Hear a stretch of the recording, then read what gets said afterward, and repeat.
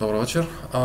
Тази вечер ще казвам какво представлява Model View и Model структурата в Kendo. Като тя е била измислена от Microsoft, за да се ползва в техните Windows Presentation Foundation и Silverlight приложения. Като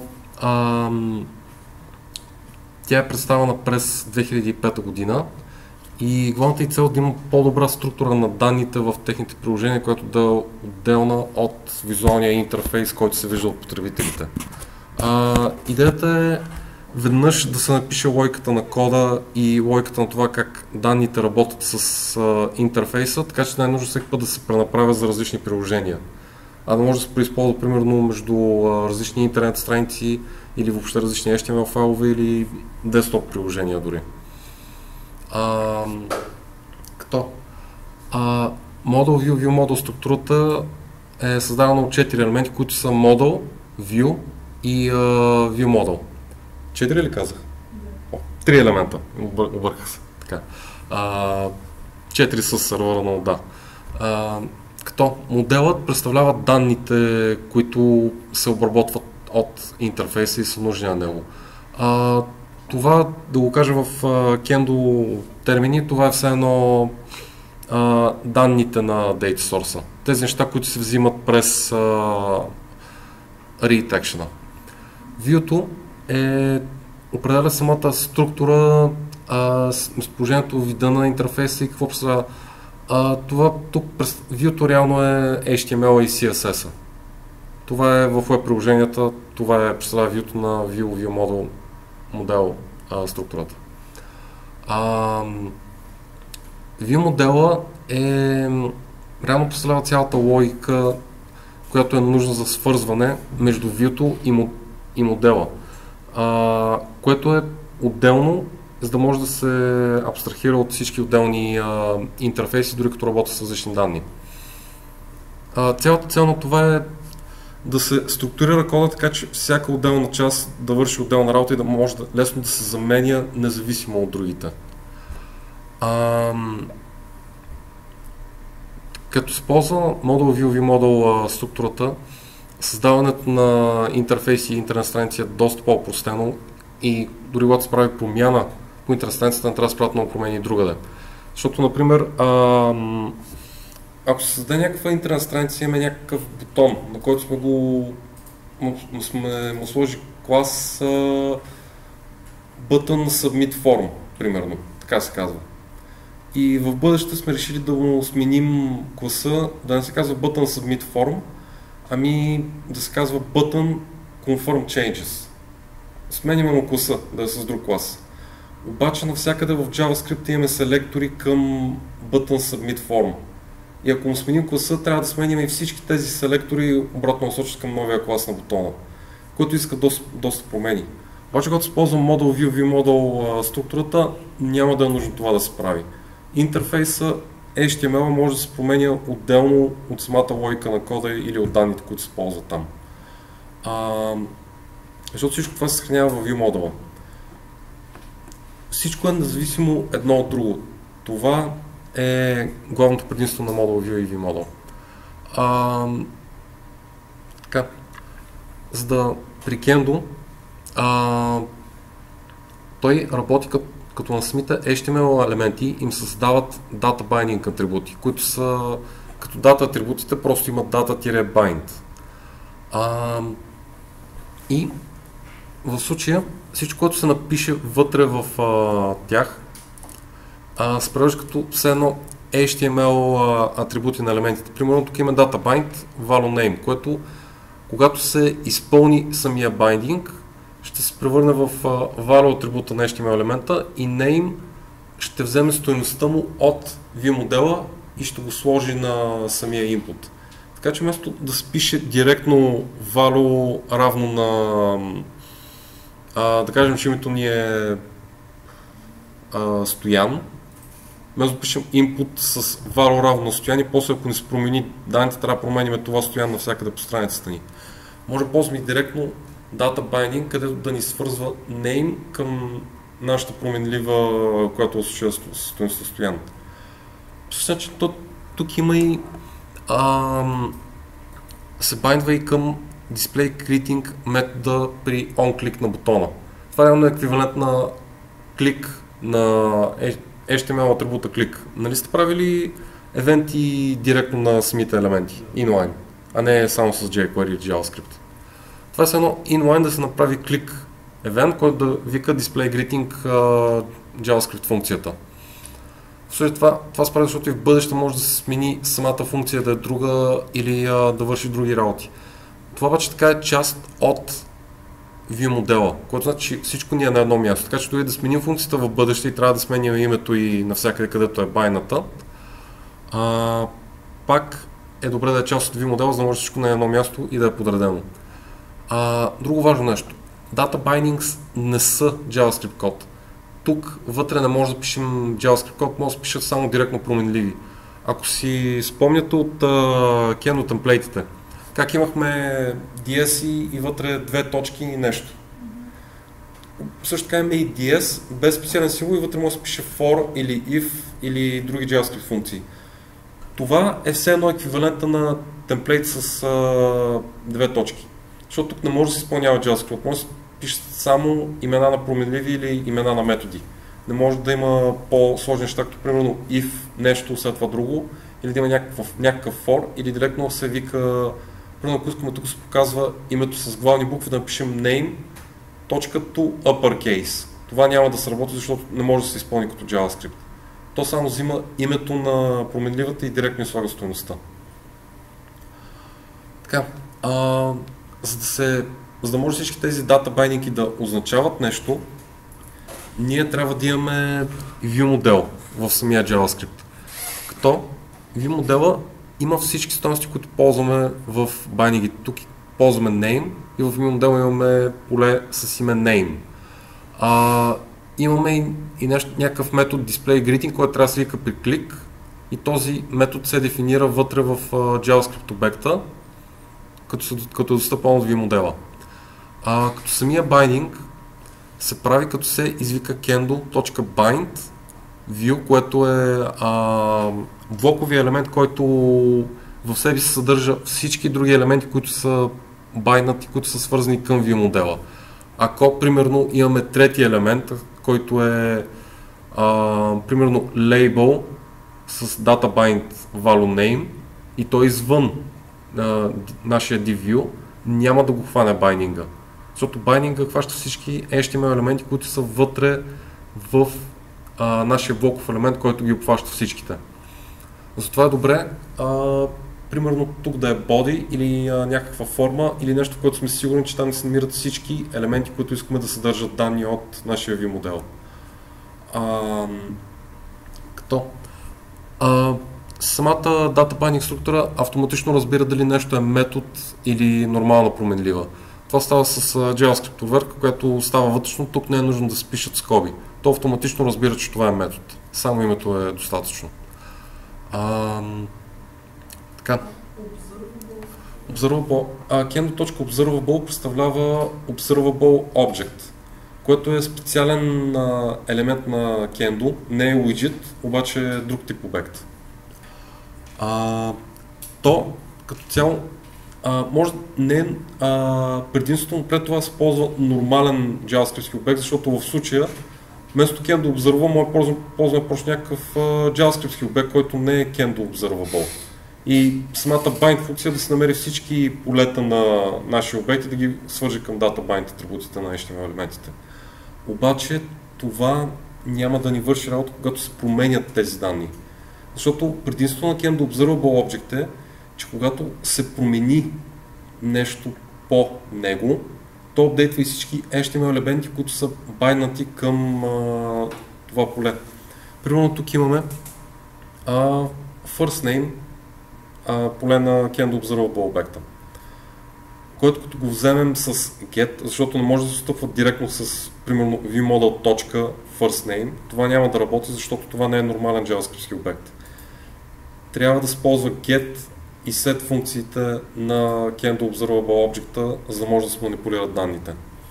То по същия начин, както нали, в jQuery, когато искаме да променим някой атрибут на елемент пишем selectora.addTr и името на атрибута.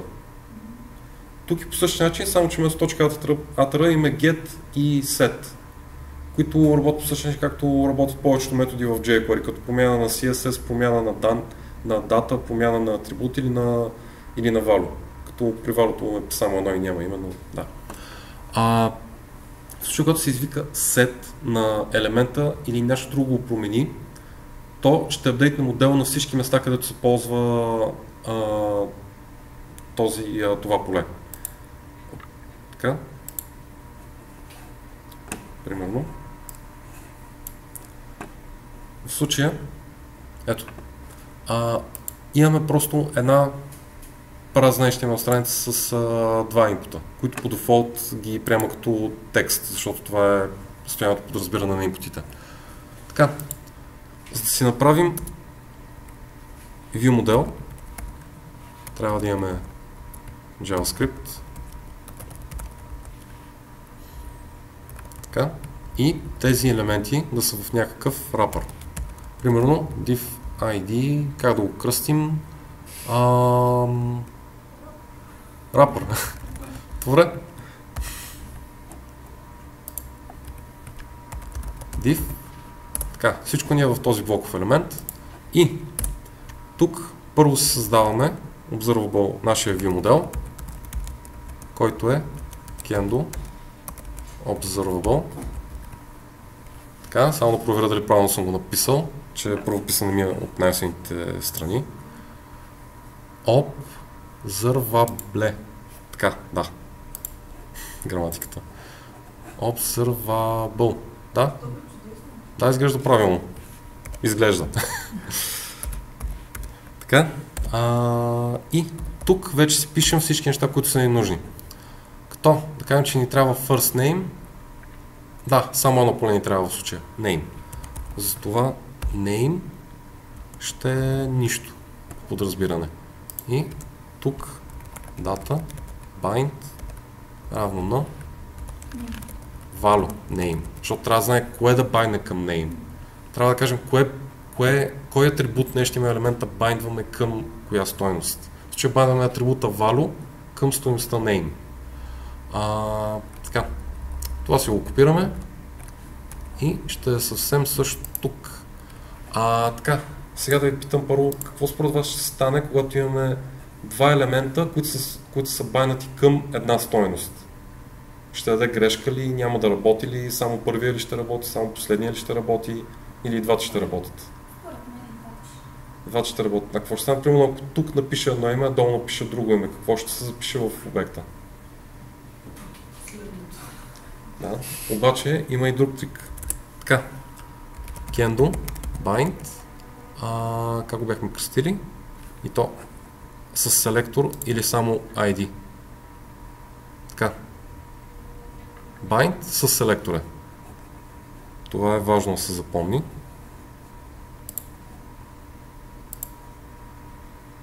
Така. И тук реално си викаме селектора на нашия div, който е wrapper, и нашия view model. Така. Run. В случая, тук ако напиша сега примерно John, какво ще стане?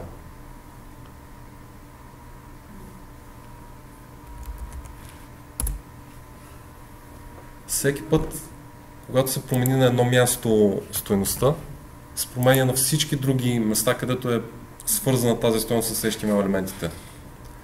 Това е предимство на Kendo Observable Object-а. Защото всеки път, когато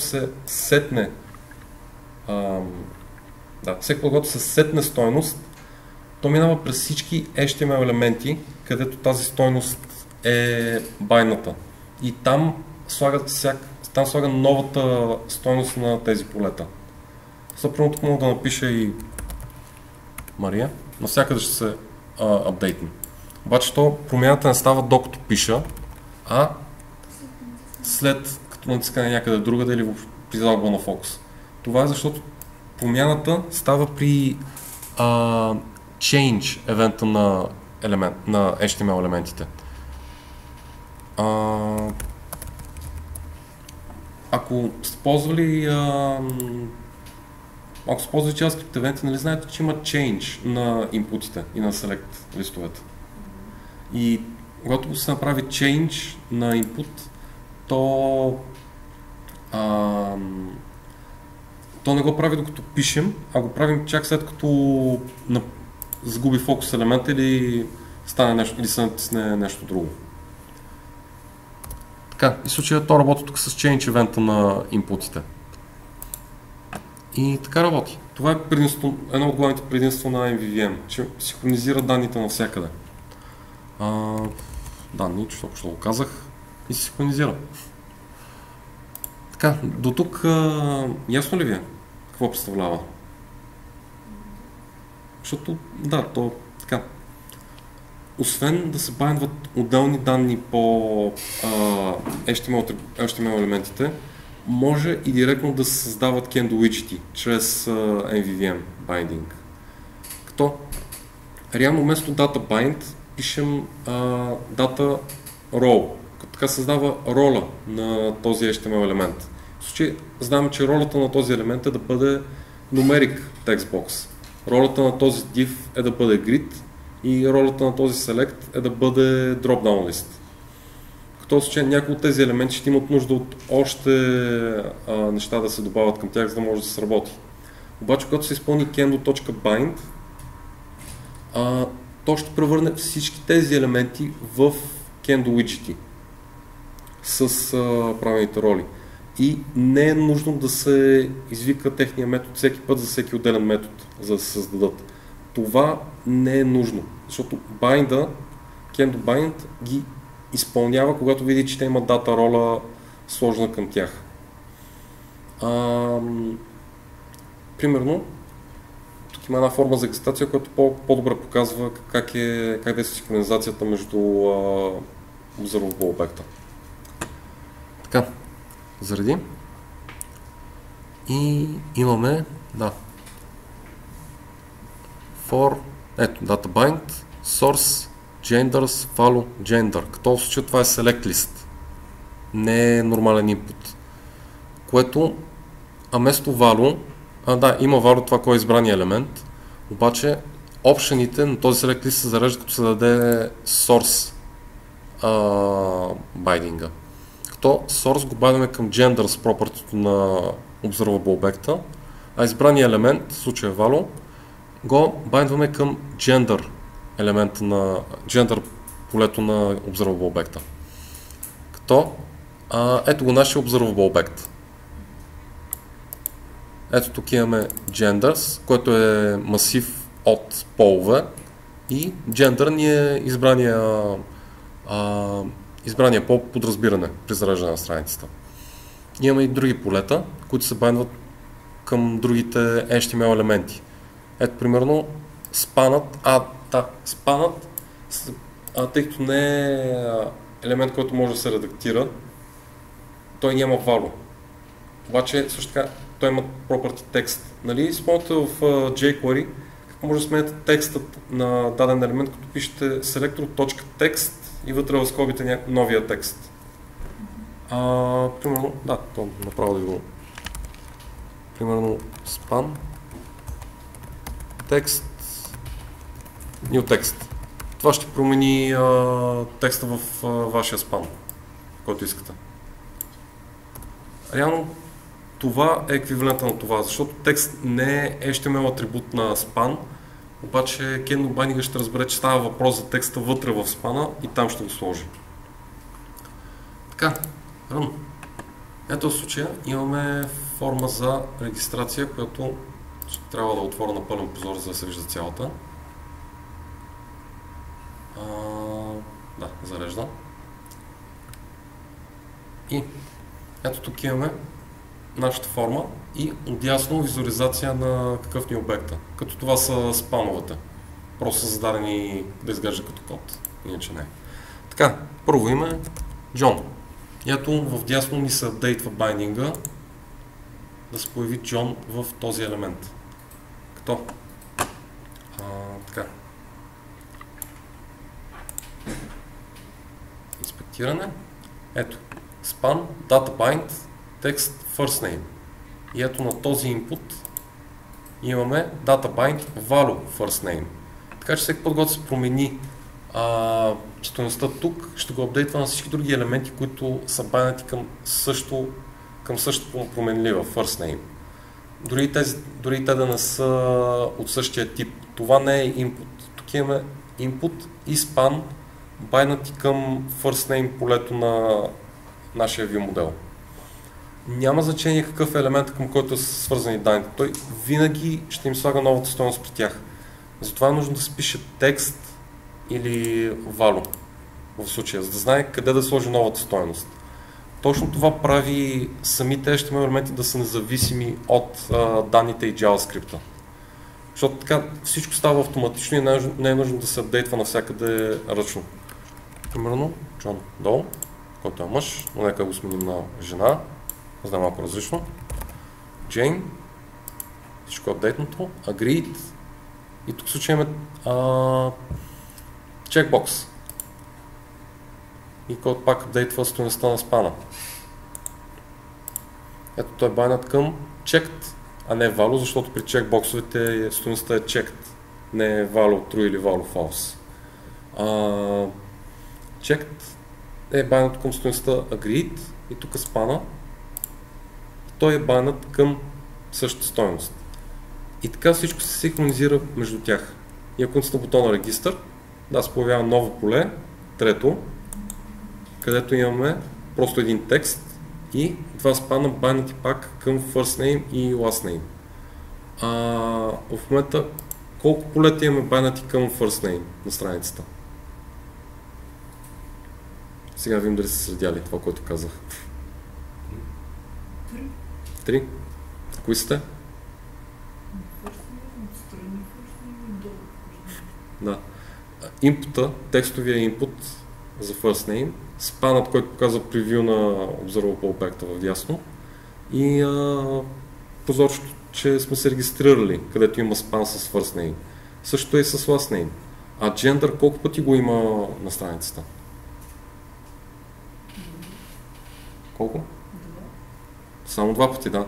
Само в самата форма за регистрация и отдясно в превюто.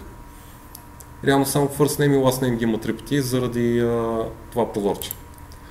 Така, сега ще има една малка задачка. Като първо да покажа нещо. И вижте, тук се показва името с същия шрифт, който го пишем тук, примерно ако напиша Джон, така наобратно. Айде. Така. Тук ги показва по абсолютно същия начин, по който са написани тук. Нека да ги оправя. Регистър? Да. Ги показва по абсолютно същия начин. Ако искам нещо да се покаже с главни букви, го пише с главни букви. И чак тогава ще се покаже така долу.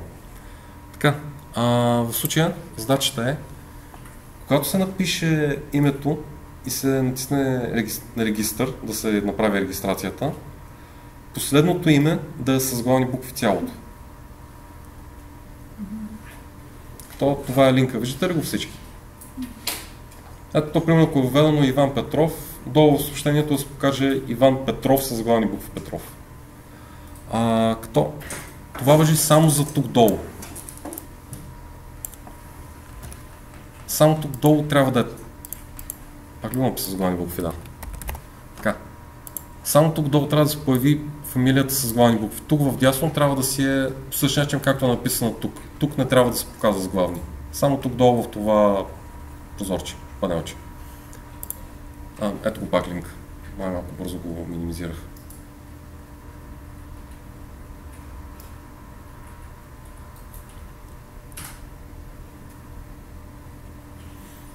Ще ви дам 5 минутки да се опитате да се сети как го направите, защото това е малко сложно, за да се открие как се прави. Всички отворихте ли си линк? Да. Добре. Решението в случая нека си я дадем, както тук е дадено за подсказка, да се използва това uppercase, за да се покаже с главни букви. Така. В случая, то. Да. Така.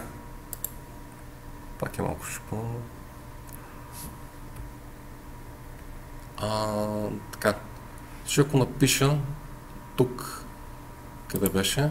Confirmation, да. Data bind text last name, точка, to uppercase. Това ще се работи ли? Някой от вас пробва ли го?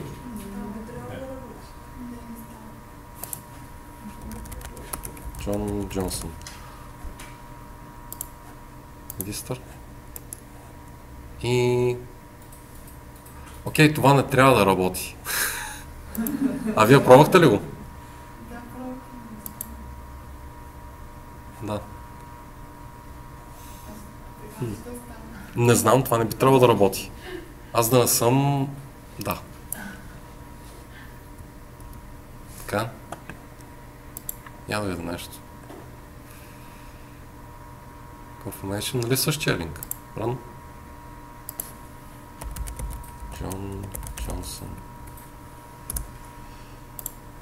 Регистър. Така, тук си е нормално. Тук си е нормално. Обаче тук upper case. Грешният пример не съм го тествал. Джон.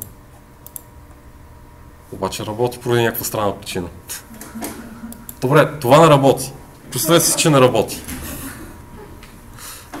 Така. Дори като е без скоби. Тест. Регистър. Да, така въобще не го показва. Добре. Това не работи правилно. Така. Връщам го както си беше. И решението е да имаме uppercase last name, нека си го кръстим така. И то да е функция.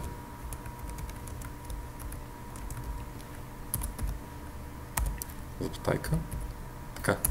И тук да имаме return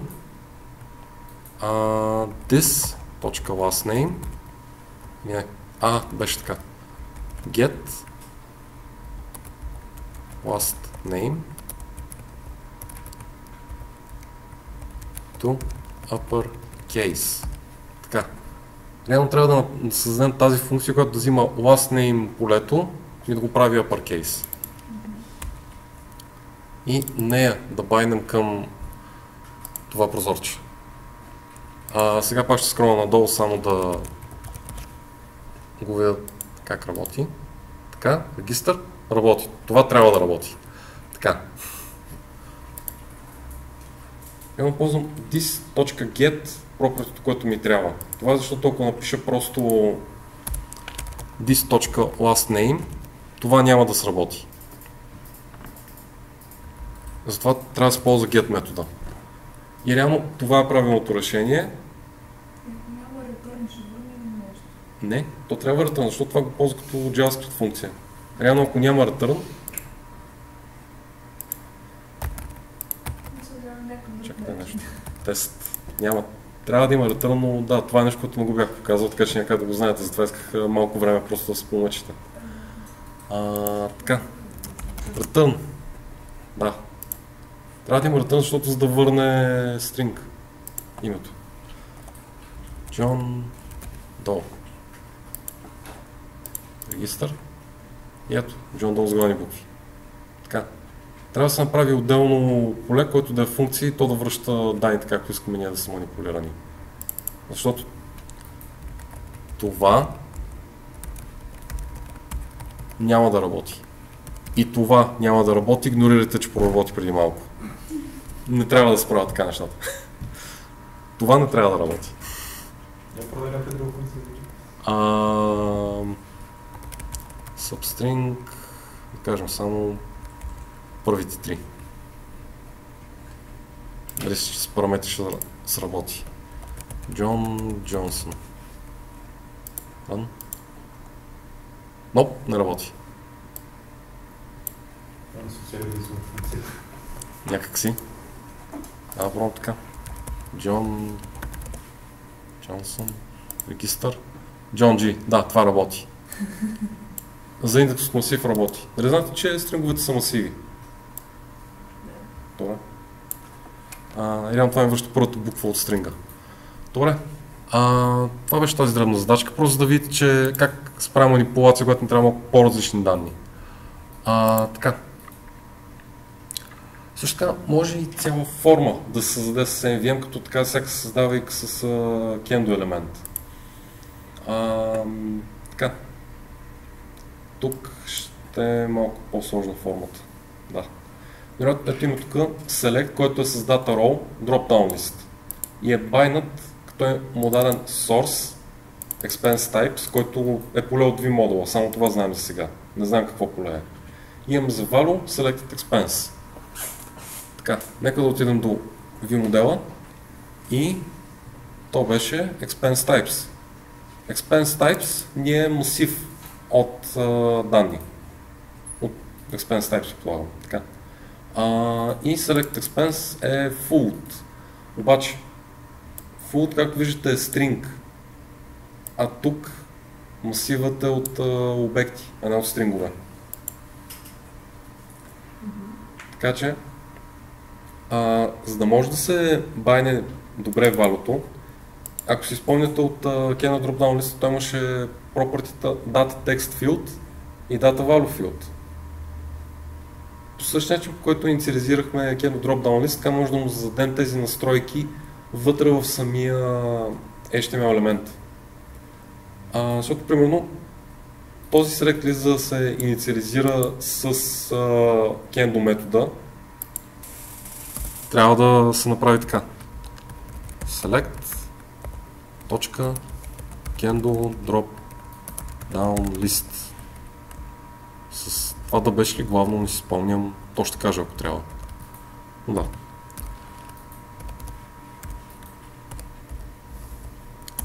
Реално, за да го инициализираме така, трябва да дадем data source expense types, все едно. Този масив, който сме задали долу.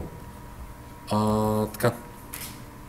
И data value field да е value. И data text field да е float. Да е name, не float. И реално, ето така, като превръщаме select DOM елемент в Kendo Dropdown List, трябва да се използва този метод. И така се задават настройките. Или може да ползваме NVVM Binding, където просто се пишат в самия HTML елемент какъв source искаме на Dropdown List, къде да взимаме опшените, кое да е избраната стойност и кое да е текстовото поле, което да се показва, кое да е value полето, което да се взимат като селектнати данни. Така, това ще го махна. Така, имаме и input, които са нормални текстови инпути, които са value merchant, value amount и имаме button create, който има байнат клик да с метода create и прави нещо, като се кликне, не знам какво за сега. Също така имаме div, който има ролята grid и като се направи data binding, той ще стане на Kendo grid. И ето пак имаме настройките, които сме ги писали като част от JavaScript обекта преди, когато го инициализираме с метод. Тук обаче са написани като част от HTML елемента. Имаме data sortable true, data bind source към expenses, data column и тук избравяме колоните, които са нужни като. Те може и така да са написани, или както ние ги байндвахме, field type като обекти. И да има title, нещо друго, тип на български. Това, нали си спомнят как като ги байнахме на Kendo Grid с JavaScript обекта, как задавахме колоните? С field, title, формат и така нататък. Това тук става вътре в HTML елемент, като го пишем като стойност на data columns атрибута. То, нека си го върна както си беше. Така. И това ще изпълни целият байник, който предвидихме с JavaScript метод. тук ще го изпълни чрез байнинга, като само взима всичките нужни настройки от дата атрибутите. И в момента има една малка проста форма, където имаме празен грид. Знаете ли защо е празен? След като сме му дали, че има bind source expenses. Знаете ли защо е празен? Дропдауна не е празен, а той е байнат по същия начин. Ето. Source expense types. Тук има source expenses и е празен. Нещо по байнинга ли е счупано? И отговорът е, че всичко работи. Просто expenses е празен масив. Няма нищо в него. Затова и грида е празен. Така, реално в момента избирам clothing. Ще напиша merchant. Кажете някой магазин за дрехи. Добре, правим... Не, много безплатна реклама е това. Добре. Най-кратко се пише. Малко колко дрехи сме си купили от там? 20. Това не е 20. Не, защо numpad ми не работи, което е малко странно. Да, обаче аз... Не, нещо клавиатурата ми се беше плъкнала. Така. И с стрелките става. И може вътре да се напишем каквато си цифра искаме. Обаче нещо number пада не работеше. Така, 20 дрехи сме взели. Add. Като натиснем Add бутона, полетата се разсетват и се добавя нов елемент в грида. Това става при... Къде беше бутона? Ето. Data bind, click, create. Търсим сега create метода в vModel. И ето. Create function, нещо си. Създаваме си един JavaScript обект, който да е новия ред в грида, с тип и взимаме property. This selected expense. Selected expense, помните ли какво беше? Така, Select Expense в случая е Full, обаче Select Expense е байнато към избраната стойност от dropdown листа. Тук, като избера Bills, Select Expense става Bills. Всъщност, да, това даже може да ви го покажа. Така, Console. Имаме vModel и трябва да го спомена на дочето. Дължа output. Така, имаме vModel. И така, get selected expense. Ни го върши като bills. Смена го от тук. Full. Пак го викам. Сменило го и тук. А реално в случая this ни е vModel. Така че в момента викаме this get selected expense, който е избрания елемент от dropdown листа. И this get merchant ни взима това, което сме написали вътре в текстовото поле за merchant. This get amount ни взима това, което сме написали тук. И този обект го добавяме в нашия масив от expenses, към който е байнат грида. В случая, да, view model get как се казваше? Expenses, да. Expenses, който в себе си има само една стойност. И това е тази, която добавихме преди малко. 20 дрехи от H&M. Като при добавянето в грида се добавя в други собствени стойности, които са нужни на него. Така. Обаче, това ще го минимизирам. Както виждате, тук ползваме get, макар че го манипулираме. Защо ползваме get, а не set? Знаете ли? Не, защото ползваме get. Защо ние променяме масива, а при промяна ползваме set. Както се вижда тук. Когато нулираме тази форма, всичко се сетва на обратно на начални стойности. Обаче тук ползваме get. Да, защото това е масив. И реално като вземем масива, ние на него викаме метода push. Защото го пишем set expenses, ние ще създадем нов масив, който вече ще има само един елемент, който е новия expense, който сме добавили. А така ние взимаме вече създадения масив, който има в него си елементи и добавяме нов към него. Така че не винаги трябва да се ползва set. Когато искаме да запазим старите стойности, просто добавяме нови неща към тях, си манипулираме както манипулираме нормални JavaScript обекти. Това реално е еквивалент на... Така, малко ще го щупа. var array array.push. Да. Реално в момента правим ето така.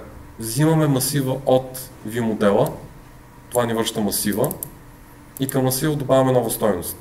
И то автоматично апдейтва и грида, като показва новата стойност вътре в него. Това е ясно ли е? Нещо по-сложно? Нещо по-сложно ли е? Толкова цяло да, главно get и set трябва да се разбере кога трябва да се ползват и кое трябва да се ползва точно. Така. В принцип, така се създават кендо елементи и така може да са свързани помежду си. Някакви въпроси за този пример?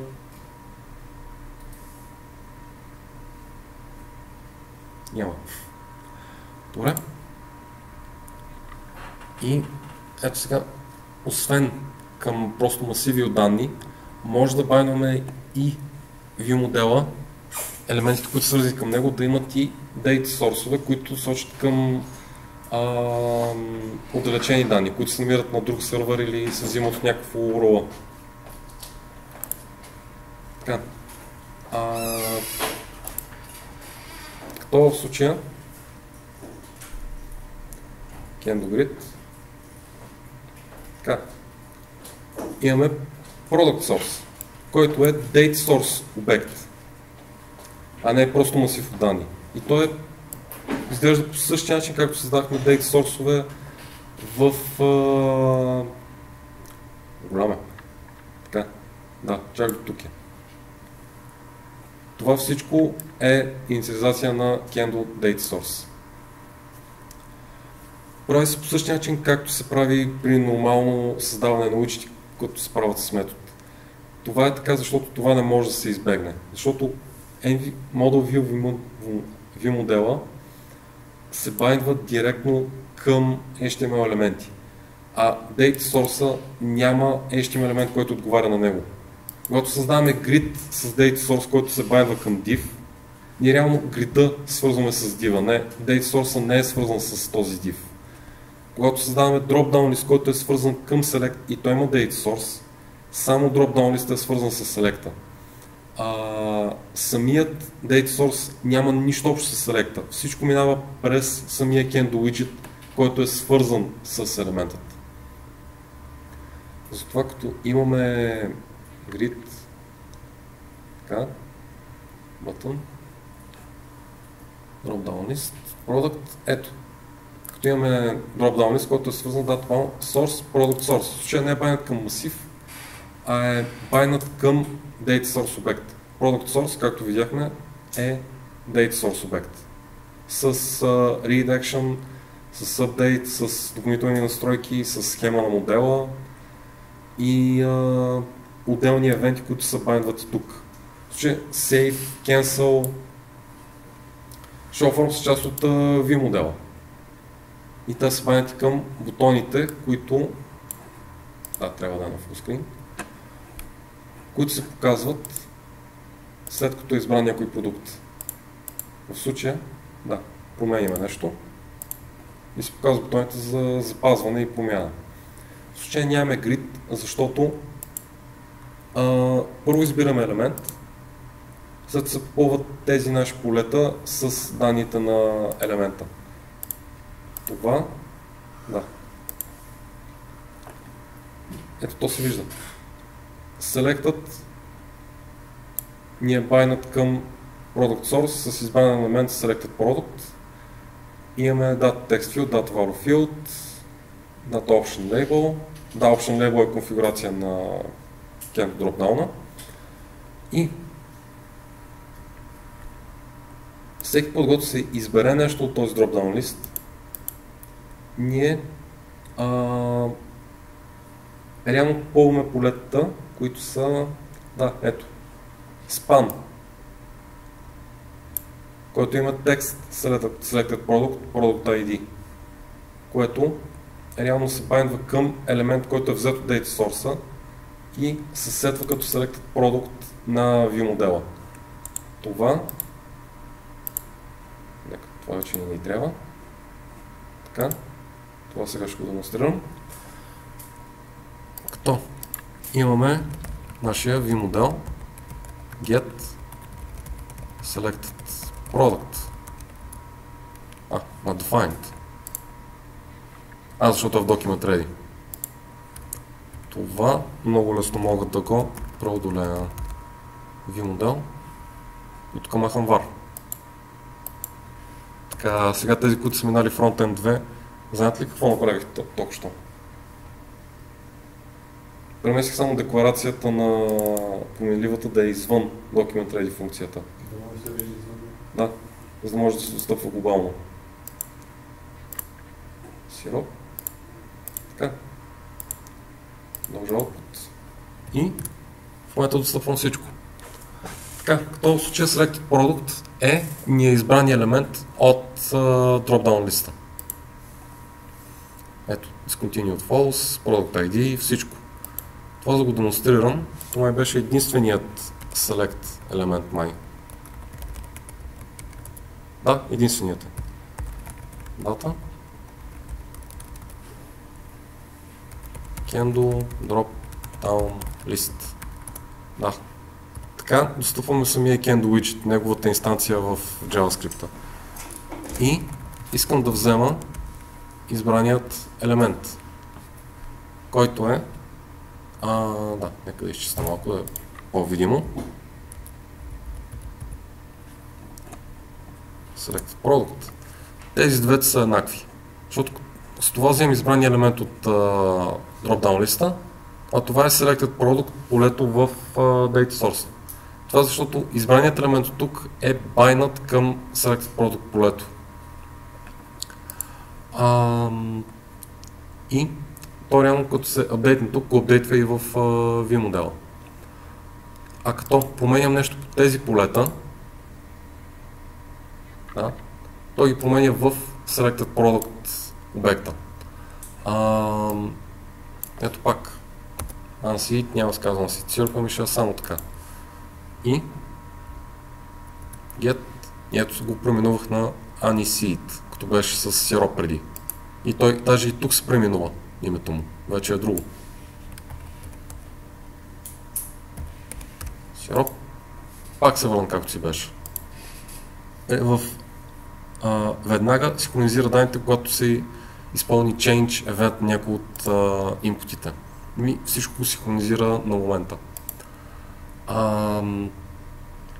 Така.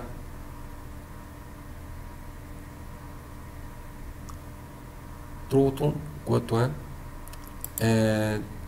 да, правете. Това са на Data Source на нещата. Така.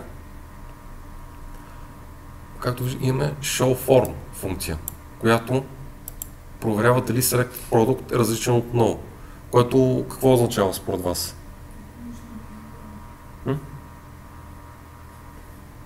Този ред какво означава според вас? Тази проверка.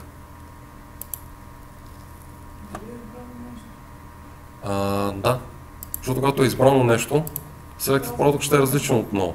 Да. Обаче когато още нищо не е избрано, а е дефолтната стойност, под разбиране, това ще е null и ще върне false тази проверка. А това showed form е байнато към къде беше? Ето. Data bind visible show form. Това е байнато към функция. Обаче, защо то се апдейтва, когато ние изберем продукт? Защото преди, както казах, да, преди като промена една променлива, тя се променя на всички места. Да. Обаче, в случая това е малко странно, защото това, дали е видимо или не, е байнато към show form, не е байнато към selected product.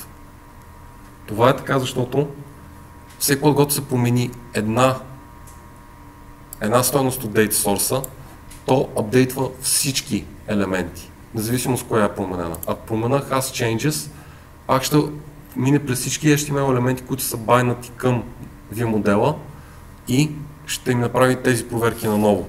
Дали ще са visible, дали ще имат някакви други промени, дали нещо друго има ново. Така че реално се представете как то все едно генерира целият HTML наново.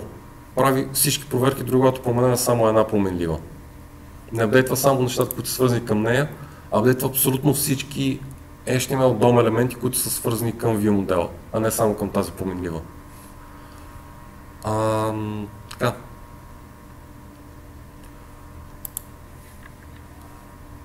Това е малко по-сложен байдинг, но да. Сега, една друга задача, която е малко по-сложно, обаче този път е изпълнима. Не е само за губене на време. Така. Тук това е една друга форма, ще отворя да я покажа първо.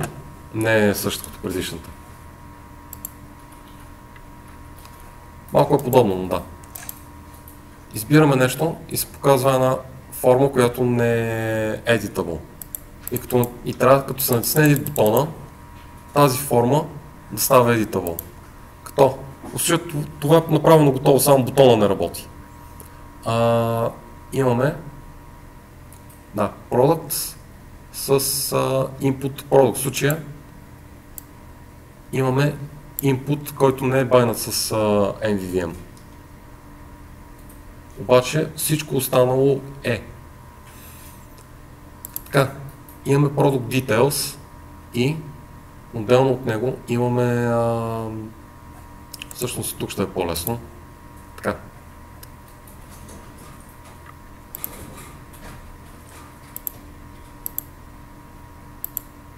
Да, имаме viewMode div и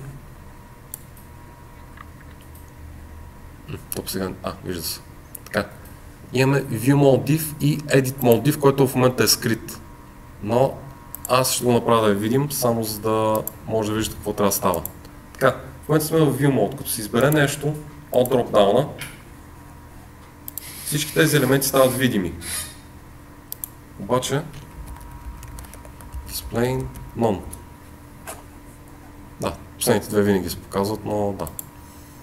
Това го променям да е Display Block. В случая иска се, като се натисне Edit бутона, това да не е visible, това да е false.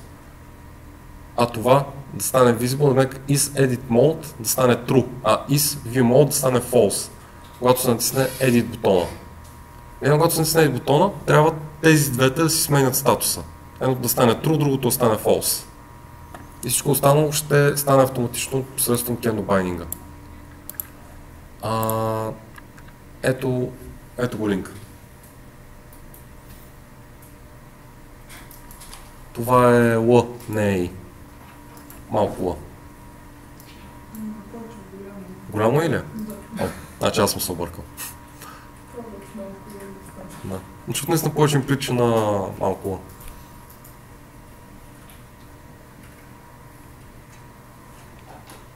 Отворите ли си го всички? Добре. View модела. Ето тук. С категориите, да, ето. Is Edit Mode, Is View Mode. И трябва да се добави някакъв байник на Edit бутона, който да сменя статусите на тези две променливи. Всичко останало се прави автоматично от байнинга. Само тези две променливи трябва да се променят, да натиска на бутона. Това е малко по-лесно. Решението тук е малко по-лесно и не толкова заблуждаващо, като онова с uppercase фамилията. Така, реално Edit бутона, така да стигнем до него. Така, button, click Edit Mode. Обаче, да, това е. Клик, Edit Mode. Обаче Edit Mode в момента е нищо. Или просто нищо не прави. Така, той малко подминах. Но то го няма изобщо. Да, то го няма. И реално то вие трябва да си го добавите само. Edit Mode. Function. Ни трябва защото не го ползваме. Нека го сложим се пак. Така. Function Така. Реално тук правим this get is edit mode. Така. То ще го инвентираме. Така. Или не, просто. Да, нека си го направим. С set, за по-просто. Set is edit mode true. И същото ще е is view mode false. И това би трябвало да е достатъчно в случая. Какво няма? Как така view mode нямат? Има из view mode. Как така само view mode? Къде? Ето то спише is. Като кликнеш на Update бутона е блайнато към View Mode, който обаче пак го няма. Как така бутонът е байнат към view mode? Бутонът е видим само когато самата форма е в view mode. Да. След това бутонът изчезва и се появяват два други бутона. Сега като натиснеш Update, нищо няма да стане. Да, защото и отделно трябва да байнем Update и Cancel. Ето. Да, клик, View Mode, а Cancel си го има. Сега трябва да направим View Mode метода. Да. Къде беше? Ето, Edit Mode. И тук добавяме View Mode. Което ще е същото като това, само че обратното. Това ще е False. Това ще е True.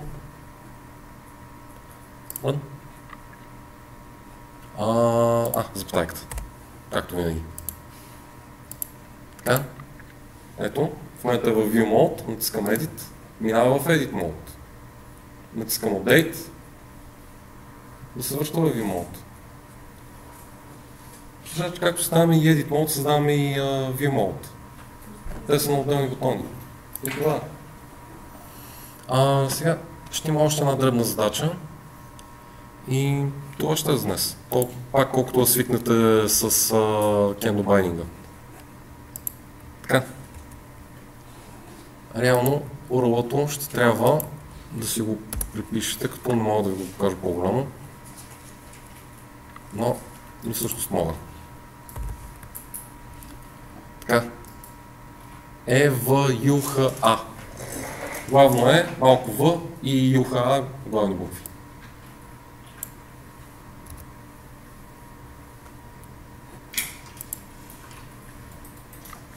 Успяхте ли го отворите всички? Така. Сега, тук има един грид, който се създава посредством Kendo Binding. Няма да искам това да правите. Може да се познаете вкъщи, ще го правите отново, но то като се вижда готов, пример е лесно. Така, искам при натискане на този чекбокс, всъщност това дали е чекнат или не е чекнат, този грид да е видим или да не се вижда. Като тук уловката е, че не трябва да ползвате методи. Това трябва да стане само с нормални променливи. Не може да ползвате методи. Примерно при клик на чекбокса, тогава да става нещо и да скрива грида или да го показва. Не трябва да е с методи, не трябва да е с евенти. Трябва да го направите само с V модела, с Binding. И това е задачата. Ясно ли какво трябва да се направи? При кликане трябва да се скрива грида и пак като се натисне трябва да се показва. Готово ли? Какво? Нищо. Това. Това трудно ли е много или? Това не е трудно, щом се започне. Реално, ако си спомняте, освен source, value, text, имаше и още едно property, което, ако си го спомняте, visible. Това дали един елемент е видим или не, може да се байне към view модела. И реално, тук имаме source, добавям си visible, две точки, да кажем is checked, добавям към is checked. И чекбокса, и да го направя, data bind, правилно, checked, is checked, като това трябва да го добавя към view модела. Ще го добавя в началото. Is checked false. Или не, нека да е true в началото. Да. True. Бам, is checked поле в view модела. И bindвам чекбокс към него. Също така и грида го байнвам това дали е видим към същото property. Run. И в момента като го натисна,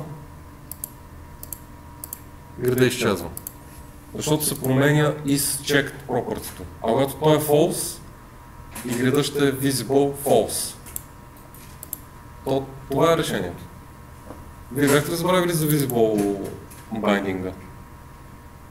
Или не успяхте да го сложите както трябва?